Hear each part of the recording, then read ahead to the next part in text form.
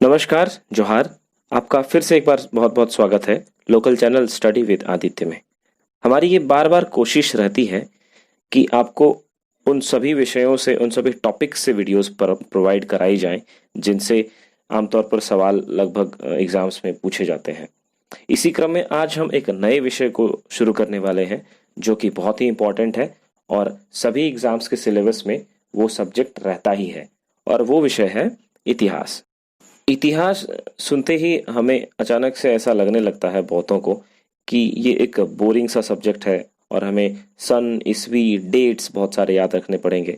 लेकिन कहीं ना कहीं आपने जिस शिक्षक से इतिहास की पढ़ाई की है, ये उनकी ही गलती रही होगी कि उन्होंने आपके अंदर इतिहास विषय के प्रति वो रुचि नहीं जगाई, इंटरेस्ट वो डेवलप नहीं कर पाए, जिस वजह से आपको ऐसा लगता है।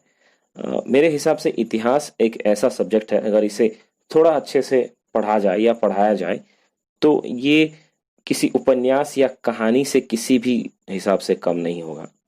इसे उस हिसाब से इंटरेस्टिंग बना के पढ़ने की आवश्यकता है। हम भी पूरी कोशिश करेंगे कि इतिहास पढ़ते समय हमें बोरियत बिल्कुल भी ना हो, इसका हम पूरा ध्यान रखेंगे।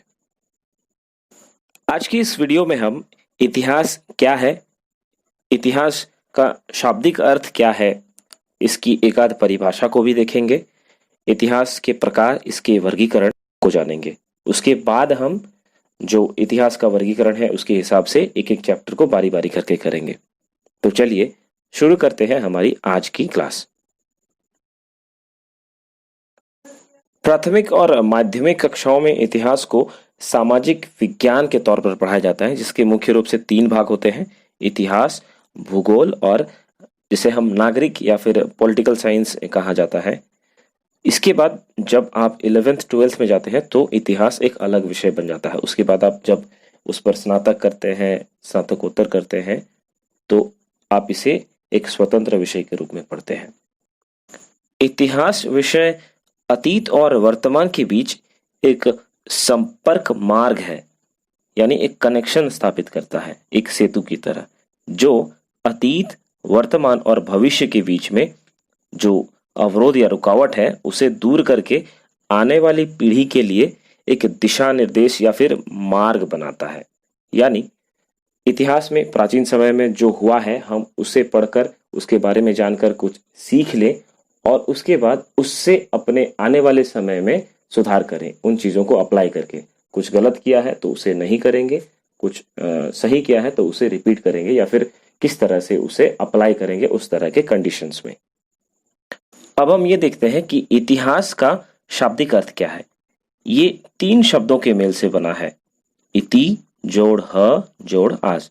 इसका अर्थ है निश्चित रूप से ऐसा हुआ, यानी अतीत में कुछ चीज हुई है जिसके प्रमाण भी उपलब्ध है, इसी कारण से वो इतिहास है। अगर प्रमाण नहीं है तो वो केवल एक कथा या कहानी है। हिस्ट्री शब्द का सबसे पहले प्रयोग इतिहास के लिए हेरोडोटस ने किया था, और इसकी उत्पत्ति हुई है ग्रीक भाषा के हिस्टोरे से, जिसका अर्थ होता है इतिहासकार, यानी ऐसा व्यक्ति जिसे इतिहास के बारे में बहुत अधिक ज्ञान है या वो ज्ञाता है। अब इतिहास की एक परिभाषा पर हम नजर डालते हैं। E.H. कार महोदय, इनके अनुसार वस्तुतः इतिहास इतिहासकार तथा तथ्यों के बीच अंतःक्रिया की अविच्छिन्न प्रक्रिया तथा वर्तमान और अतीत के बीच अनवरत परिसंवाद है। चलिए अब देखते हैं कि इतिहास का वर्गीकरण किस प्रकार से किया गया है।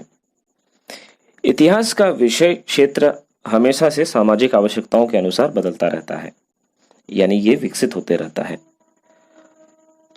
भूतकाल में जो हुआ उस समाज का पूर्ण चित्रण ही इतिहास का एक प्रमुख उद्देश्य होता है। यानी इतिहास पढ़ने के बाद हमें किसी भी समाज या किसी भी समय के बारे में, उसकी भौगोलिक दशा, वातावरण, आर्थिक व्यवस्था, राजनीतिक, सामाजिक, धार्मिक, सांस्कृतिक, कानून, न्याय, इन सभी के बारे में जानकारी मिल सकती है। और इसी तरह से अध्ययन की दृष्टि से सुविधा हो, इसलिए इसे स्थानीय इतिहास, प्रांतीय इतिहास, राष्ट्रीय इतिहास और विश्व इतिहास में बांटा गया है। या फिर इसे इस प्रकार से भी बांटा जा सकता है, जैसे संवैधानिक इतिहास, जिसमें राजनीतिक इतिहास के साथ इसका गहरा संबंध है। यह मुख्य रूप से जो उस समय संस्थाएं रही हैं उनकी रुचि या उनके बारे में बताती है। इसके बाद आता है आर्थिक इतिहास। इसके तहत उस समाज में आजीविका के साधन किस प्रकार थे, किस प्रकार से मनुष्य अपना जीवन यापन करता था, इन सब के बारे में जानकारी मिलती है। अगला है सामाजिक इतिहास। इसमें व्यक्ति का सामाजिक जीवन कैसा था, इस पर अधिक ध्यान दिया जाता है। अगला है और जो सबसे महत्वपूर्ण है, सांस्कृतिक इतिहास। मुख्य रूप से हम जो पढ़ते हैं या परीक्षाओं में जो पूछा जाता है वो सांस्कृतिक इतिहास से ही है। इसमें सांस्कृतिक इतिहास में इसे 3 भाग में बांटा गया है। एक है, पहला है प्राचीन कालीन इतिहास। ये मानव के प्रारंभ से लेकर 1000 ईस्वी तक माना गया है। इसके बाद दूसरा है इसी में मध्यकालीन इतिहास, जो 1000 ईस्वी से लेकर 1818 ईस्वी तक माना जाता है। और इसके बाद तीसरा है आधुनिक इतिहास। इसे 1818 से लेकर वर्तमान काल तक माना गया है। इसके बाद और भी हैं, जैसे कानूनी इतिहास, ऐतिहासिक भूगोल इत्यादि। हमारी आज की वीडियो में बस यहीं तक। कल के वीडियो में हम देखेंगे इतिहास के स्रोतों के बारे में।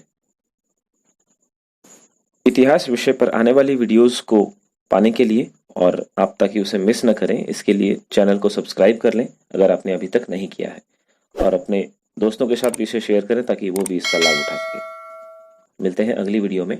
नमस्कार।